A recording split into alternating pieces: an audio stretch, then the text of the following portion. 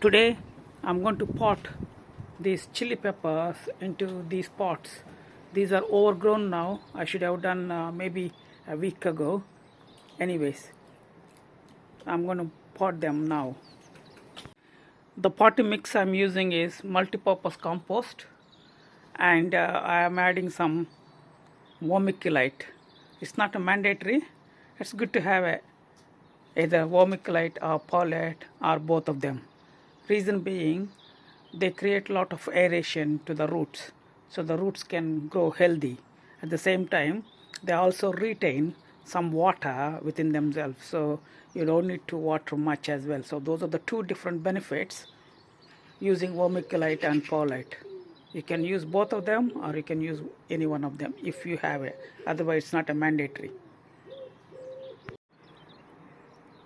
I have filled the pots now and separated the seedlings. All I need to do is put them into those holes I made and then cover with a bit of compost. It's up to you. Either you can put them a little bit deeper than the surface of the root, or you can leave as it is to the same level the plant was earlier. Finally, I planted two varieties of chilies. One is a Caribbean blend and the second one is a Hungarian Hot Wax. There are two different varieties of the chilies, and both of them are hot. And Caribbean blend mix I'm trying this year first time. I haven't tried before, whereas Hungarian Hot Wax I tried a couple of times, and they look similar to jalapeno, and the taste is very hot. Similarly, all the spare ones I keep separate so that I can use as a spare, or I can give it to someone. And next task is to pot all these as well. At this stage, if you see the size of the plant, true leaves are come up properly.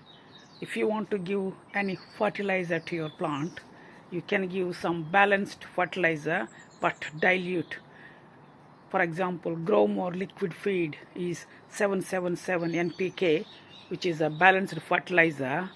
You can use half a spoon and mix up with 1 liter and then give it to them. Don't put too much of fertilizer. Sometimes it can damage the health of the plant. But these are very tiny compared to those plants, so I wouldn't recommend to give fertilizer to these plants, whereas these plants can cope up with the fertilizer at this stage. Finally, I've completed the potting of my chilies, and I kept them under the grow light. You can see this is my grow light, and you can see the light in there. You see the reflection, right? Reflection. I keep them under the grow light for 10 days, maybe 2 weeks, not more than that.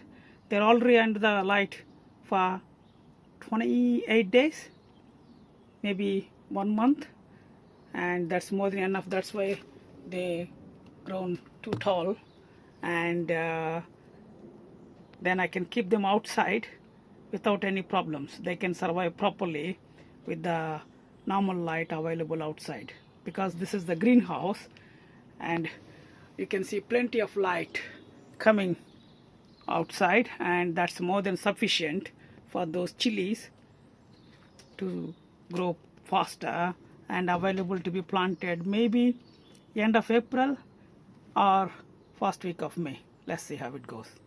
Next task is to pot my tomatoes and sweet peppers and aubergines. I need to do all of them today, otherwise they're going to grow too tall and I can't control them under the grow light.